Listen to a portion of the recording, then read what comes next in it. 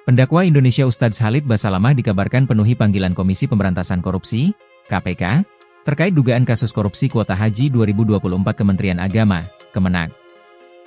Kedatangan Ustadz Khalid Basalamah ke Gedung Merah Putih tersebut guna diperiksa dan memberikan keterangan terkait kasus yang kini tengah diselidiki KPK.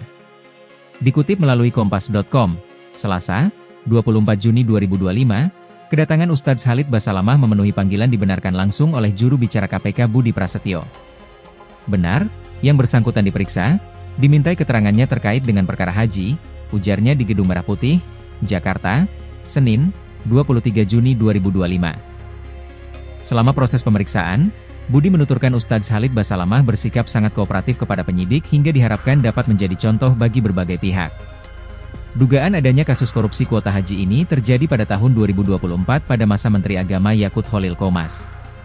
Diketahui, KPK tengah mengusut dugaan korupsi penentuan kuota dan penyelenggaraan haji di Kementerian Agama, Kemenag.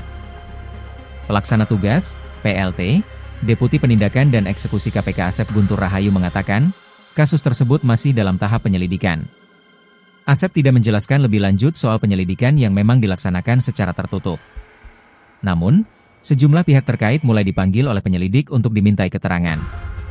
Meski KPK belum mengungkap detail perkara ini, sejumlah pihak telah mengendus dugaan penyelewengan dalam penentuan kuota haji 2024, salah satunya adalah Panitia Khusus Haji yang dibentuk DPR.